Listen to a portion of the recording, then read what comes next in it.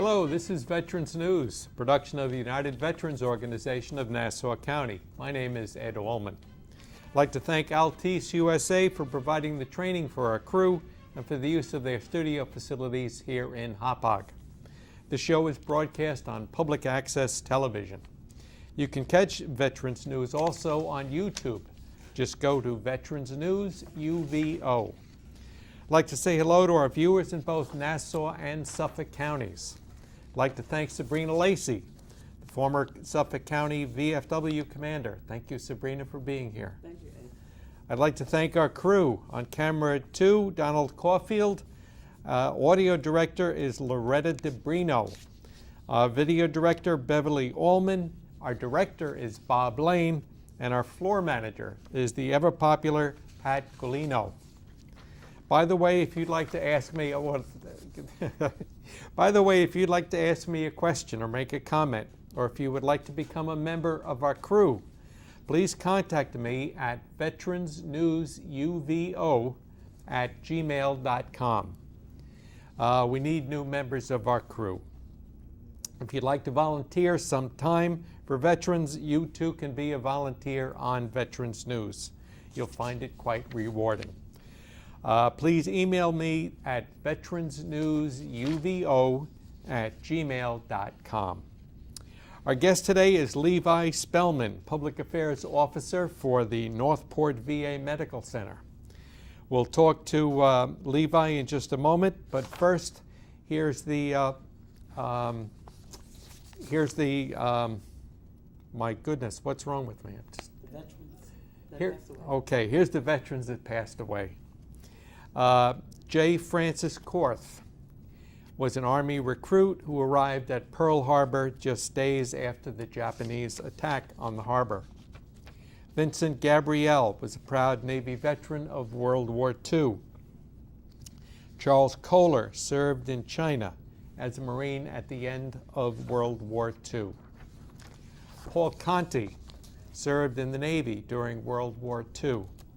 You probably know Paul as a car dealer. Millicent Young, 96 years old. She was a WASP, a Women's Air Force Service Pilots. Originally considered a civilian employee, but was granted veteran status in 1977. Richard Rocco Famighetti, who fought in Normandy during World War II, later freed the prisoners from concentration camps. Donald Lester from Lindenhurst earned the Distinguished Flying Cross in Korea in 1952. John Cupertino from Deer Park served in Counterintelligence Corps in the Korean War. Albert Nicolo, Freeport, served as a Korean War veteran with the Marine Corps, and he's a vet of the William Clinton Story Post of the American Legion. Almost gets done. Robert Young was a graduate from Southold High School, and he served in the Army Air Corps during World War II. Norman Easy of Freeport was a retired lieutenant colonel, served 2 tours in Iraq. Mary Ann Galtero was 101 years old. She was from South Jamesport and served as a captain in the Nurse Corps during World War II. John DiNapoli of Seacliff, a recipient of 2 Bronze Stars during the Korean War. And John Nettis of Huntington served as an officer in the Marine Corps. That's the end of the veterans who died recently. If you know a veteran who died recently and you would like their name on this part of the show, please contact me at veteransnewsuvo@gmail.com. Now, it's almost time for our guest, but I do have a special announcement to read. I have an important message for all veterans living in the Glen Cove, Glen Head, Oyster Bay, Hicksville, and Syosset areas. Get a pen and paper ready so you can take down this important information. That's the small print here that I have to tell everybody about. Get a paper and pen ready to write this down. Beginning in October of last year, the VA, with support from Congressman Tom Suozzi, began operating a mobile clinic at the VFW in Glen Cove. The unit currently provides primary care and physical therapy services to veterans who do not wish to travel to the main medical campus in Northport. If the need is there, other services like podiatry may be added. The unit is open Tuesday from 7 a.m. to 2:30. That's just Tuesday from 7 a.m. to 2:30. Appointments are required. Registered and enrolled veterans should call the VA appointment desk on Wednesdays between 8:30 a.m. and 4 p.m. Boy, you have only a short time to call. Registered and enrolled veterans should call the VA appointment desk on weekdays, on any weekday, between 8:30 a.m. and 4 p.m. at 631-261-4400, extension 7978. Again, that number is 631-261-7978. 631-261-4400, extension 7978. Veterans who are not enrolled in the VA should call the Medical Center Eligibilities Desk at 631-261-4400, extension 2659. Again, that number is 261-4400, extension 2659.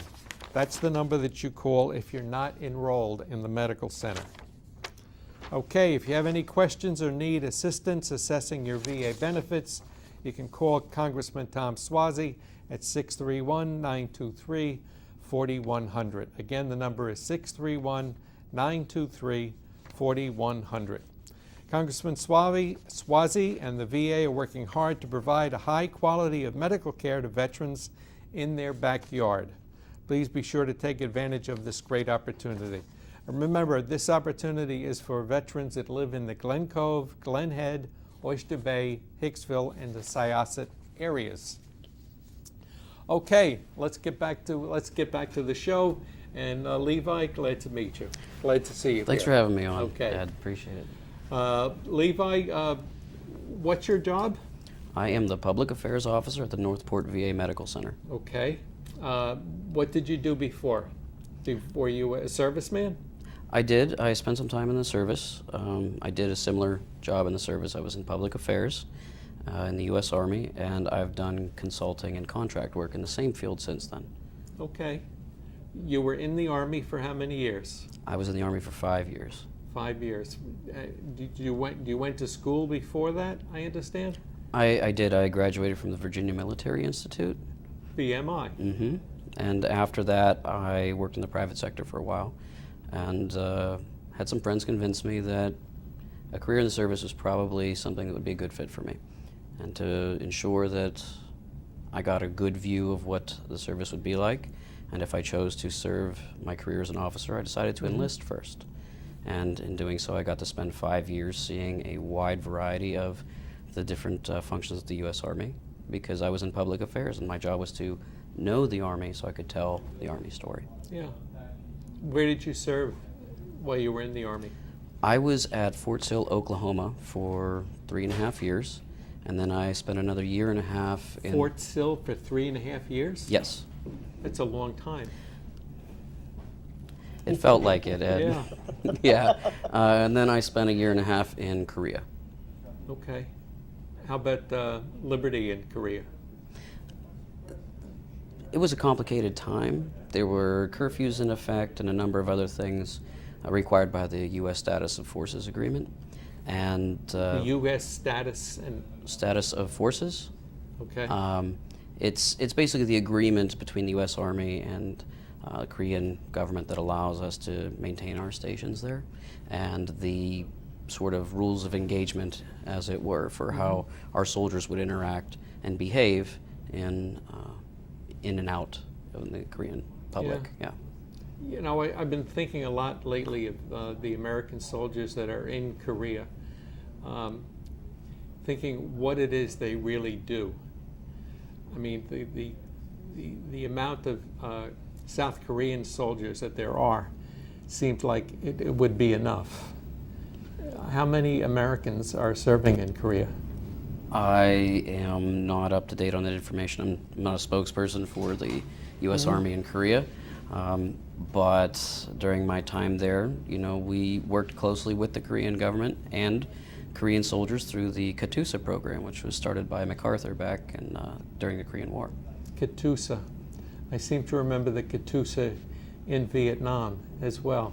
That would be, no, I don't think so.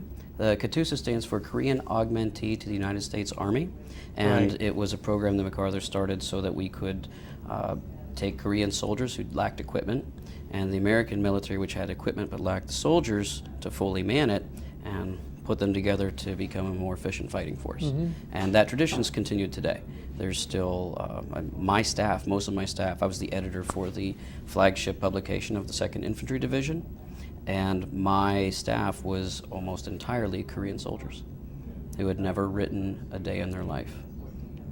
How about English? Was that a problem with No. the Korean soldiers? No, it was part of the requirement to be in the Katyusha program is that you have to have a certain proficiency with English. One of the soldiers that was in my office all the time, he actually lives in the city. I haven't had a chance to go see him yet, but In New York City? Oh, yeah. really? Levi, what year were you there in Korea? I was there from 2000. I got there in the December, January of was it 2012, and then I was there till June of 2013. Okay. I was there in '85, so when we were talking earlier, you were telling me some of the changes Oh, that yeah. occurred since I've been there. And I'm quite sure since before 1985, there were a lot of things going on also.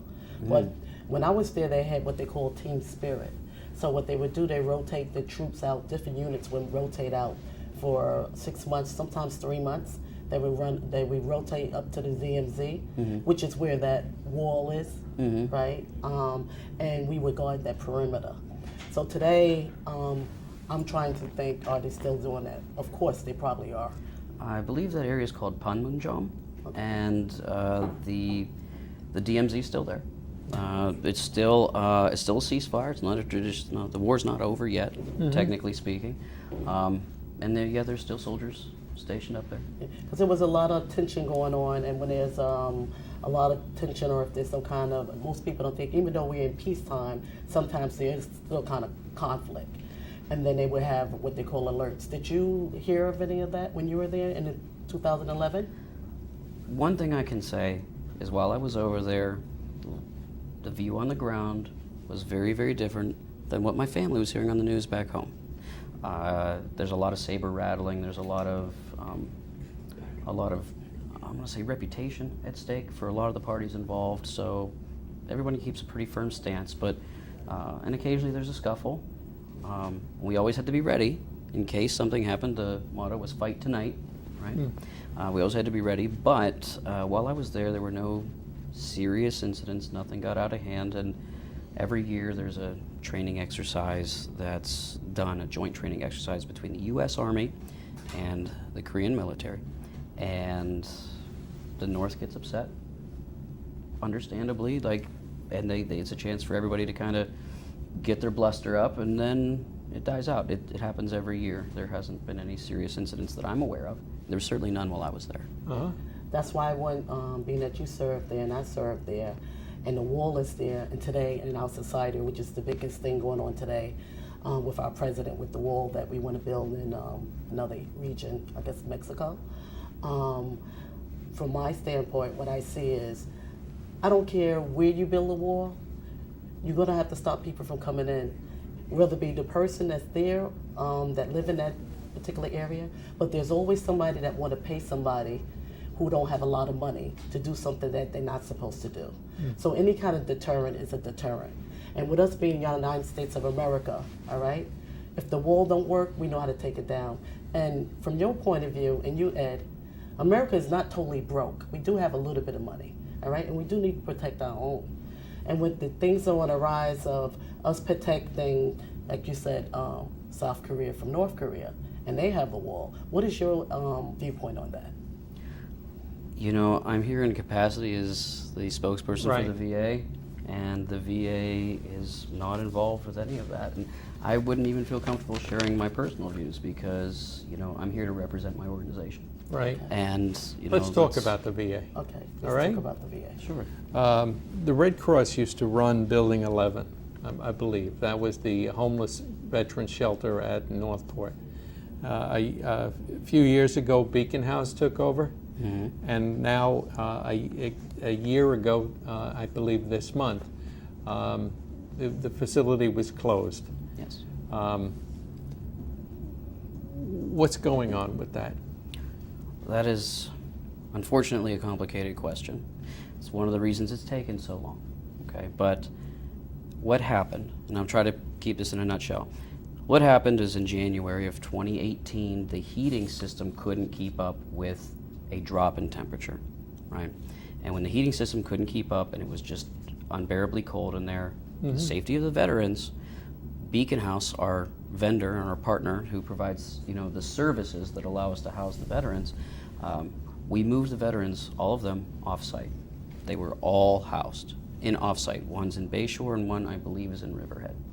So those two places took all of those veterans while it gave us a chance to fix the heating system, okay? In the process of that work getting ready to take place, because the federal government, everything takes forever, right? That's the nature of bureaucracy. In the process of getting that to kick off, the building codes changed. That's a change that refreshes every 3 years or so. It's the National Fire Protection Association updates what's called their life safety code. Now this is a requirement for federal buildings, and it's a joint commission standard which we follow. We had to then meet new codes. We couldn't simply repair the system the way that it was. When we made these repairs, because all renovations and new construction have to meet the requirements for new construction, because there's two separate codes. There's existing buildings and new construction. Right. So now we got to meet the new construction codes, and when we start doing the work, well, it means that this other thing has to change, and then this other thing has to change. It creates sort of a waterfall effect, and we discovered more things that needed to be fixed in order for us to meet code. What do you mean by the code has to be?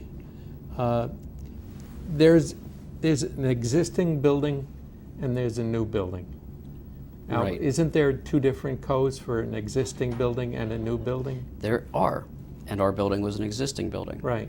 But when you make new construction, even to an existing building, or a renovation, or an update, even to an existing building, the new work has to meet whatever the most current building code is. And that changed just 3 months before the heating system broke. My concern, Levi, from the point of view with the Beacon House, like I stated before, I've been with the Northport since 1992. And before the Beacon House was there, we had the Salvation Army. The question Salvation Army. I said the Salvation. Red Cross. It was the Yes, Salvation Army. Salvation Army. I also had a program there from the Brooklyn VFW that we supported those veterans that were there, as we did with the Beacon House when they took over. I'm going to say within the last 3 years they took over. When they first got that contract to go in there, what was the status of it? Because I know that a lot of organizations in my VFW to include, we invested in that. We invested in some of the changes that went on in terms of making sure the veterans had beds and so forth. All right, we did quite a few things in there. All the different organizations all over Suffolk and Nassau County came and they supported those veterans that were there, and the Beacon House and the Salvation Army over the years. And they invested a lot of money and time, and then they had programs there. When the Beacon House went in there approximately 3 years ago, what was the status of that building? The only way the building could be occupied is if it met code, right? And so if that building was occupied, it met code. We're the federal government. We have to follow our own laws. We are accountable to the people.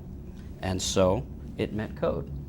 And then the code changed, so when we have to make an update, it has to meet the new codes. The good news is most of the work is done. We were able to determine that we can complete a lot of that work in-house. A lot of the problem that delays everything is when you have to send things out to contracting.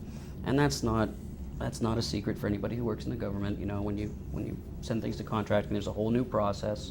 And there's a whole slew of other laws and regulations that need to be followed because we're spending taxpayer money. Yes. It has to be done according to the law, and that takes time. We determined we could do it in-house. We were just about finished.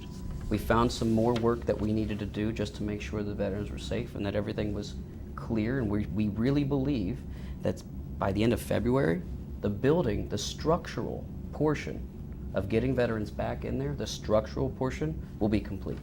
Did they, once they finish with the boiler and they met the boiler code, is it going to be electrical code or water code?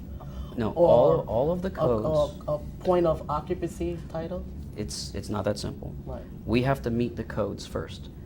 We anticipate by the end of February, we really believe that we'll have all of the physical requirements for that building ready. But that does not mean that it's going to open in February, because the VA is not housing and urban development. We're not a housing agency. The Northport VA is nothing more than a hospital. We're a hospital. That's our job, to take care of veterans when they're sick, and that's what we do. We're able to provide housing if we can find a housing specialist, a contractor, who can provide all the services needed to house a sensitive population with our housing insecure veterans, right? We need a contractor who's an expert in that to handle that. And then we can offer emergency temporary housing to veterans who are facing housing insecurity, because it allows us to treat them. It allows us to stabilize them and medicate them and do anything that needs to be done to get these veterans healthy and back on their feet. If there's job and vocational services that we can provide or offer as part of our therapy programs, as part of our care for the veteran, we'll get them hooked up with those as well. But once they're stabilized and they are in a program that allows them to sort of get back on their feet, the idea is to move them back out into the communities, because that's the whole point, right? We want veterans to be back on their feet, productive citizens, and most of the time they just need a hand up. That's what we're there to do, is to take care of our veterans. So once we find a vendor that's qualified and it goes through the contracting process and we award that contract, we will be moving veterans back into Building 11. And what is going to be the status of the Beacon House at that point? Do you mean the Beacon House organization? Yes. Yeah, Well, Levi, I wanted to ask you that same question. I have here a memo that you sent to Kathy Cruz. She's the director of the VA. She's the interim director. Interim director. One statement that you said down here at the bottom, under when will the shelter reopen? This is what you said. We are currently developing a statement of work to begin the process of finding an appropriate vendor to operate the shelter.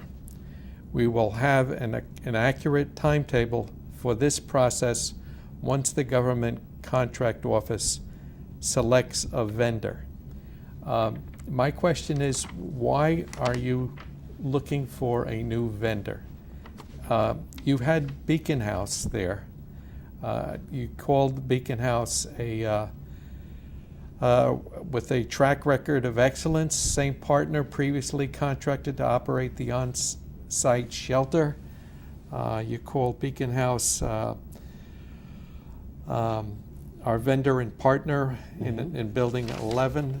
In several places on here you talk about how Beacon House has been good. They have been. They've been excellent. Why is their contract ending, and when is it ending? That, again, not a straightforward question because it talks about separate things. Okay. Beacon House still has a contract with us for the off-site shelters.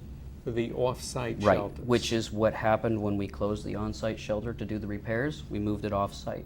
Beacon House still has that contract. They're still operating those shelters. There's a requirement, though, and this is law. It's got nothing to do with the VA because we don't make the laws. And when we do meet the requirements of the law, which means it has to go through contracting, contracting makes the decisions about who they select. We're not involved in that. We simply... Who's the person that's involved in that portion? They have like a board of directors of some sort, or That's the staff? contracting office, and my knowledge of how contracting works is a little bit limited because I work for the hospital, right? Okay. I work with contracts with the city of New York. I also work with HPD, with the Housing Preservation and Development. So I'm aware of opening up contracts and doing contracts. There's a group of people that would be there to determine who should get that contract, and there's a vote. So there's an amount of people that's going to be sitting there, and they're going to decide who should be by a vote. So we want to make sure that we all get an opportunity, not just because we're not in there. If the work is done on the house by August of this year, will Beacon House be running it for a year till August 2020? You're asking if Beacon House will be operating our on-site, Right. like in Building 11? Right.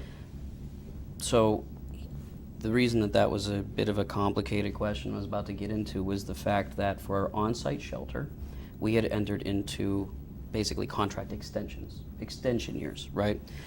Where there's a certain set of criteria that have to be met by both parties. That's, basically how contracting works.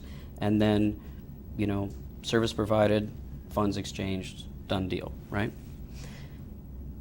Because the repairs had waterfalled, in large part due because the code had changed. There's a waterfall of additional things that had to be done.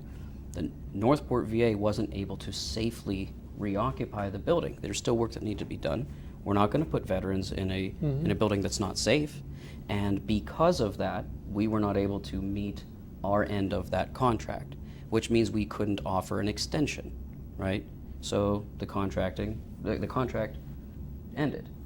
For us to re-award the contract, we have to issue a new one.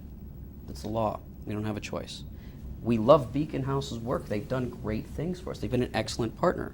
Okay, now whether Beacon House is going to be the winner of the bid for the new contract, I couldn't say. And even if I knew, I probably couldn't tell you. I think that would be, Yeah. Yeah, I my heard- concern, Ed and Levi, is being a medic and working in all the VA hospitals and seeing all of them being closed down, like Walter Reed was closed down, and a lot of veterans, and being a veteran myself, being pulled out of the Northport, and I had a satellite office. And now we have this portion of going on, and we were taking care of our homeless here in Suffolk County and Nassau County. So my concern is we want to continue that legacy and continue doing that. And we don't want to see our Northport go to the place where it's going towards public, and it's not going to continue to take care of the community people that need to be taken care of. Because a lot of the places, I know that the buildings and some of the areas over there are being utilized by people other than government people. And we contracting some of those areas out to other people. And I see that happening on a rapid basis. At Northport? Yeah, in some of the units. I'm not aware of that. Yes, I am, because I'm keeping an eye on it, yes. Well, and I've been looking at it for do the you mind- last 10 years. Which Yes. buildings? Which? Building 200, contracted out, no matter how you want to look at it. A lot of it's being contracted out. And a lot of the veterans are going to the satellite offices, and they're not getting proper treatment because they got to wait for appointments now. What do you mean by contract? I'm just trying to understand because Well, I'm going to use another word. Contract, you can say, or utilization of another source. Do you mean the Veterans Choice and like sending appointments out into the community? Is that what you're talking about? No, I'm not talking about Veterans Choice. I'm talking about the units, like in some of the units that's in the basement, some of the units that are vacant on the third floor, some units that are vacant, some wings that are vacant. I don't know what they're going to do with all those wings. I'd be happy to look into that Yeah. because I've never heard anything Yes. about that. When Okay. I looked at, We're running out of time. okay, let me just say this before. When I did the same thing with Walter Reed, they closed Walter Reed down because they had asbestos and all that kind of stuff in it. That's why I'm saying this. Every time you look around, there's something wrong with the building. But all the buildings, veteran buildings, are old in other states as well, and they're not being closed down. So we need to look into that, Levi. Wow. Levi, if all the work is done by this August, when will the building be occupied? That's something that we're going to have to wait for contracting to decide. Contracting will have to Now, decide. what we've done is we've worked directly with our engineering team, with our network, with the contracting office, and with the Office of Capital Management and Engineering Services to ensure that the statement of work we're putting together is going to be as streamlined as possible because we want to ensure that we can get the contract And approved as quickly as possible. Okay, and Beacon House can't put in a contract? Well, I think anybody who meets the criteria of the statement of work can put in a bid. Okay, all right, thank you very much. I hope everyone in the Syosset, Hicksville, Oyster Bay area gets into the mobile clinic.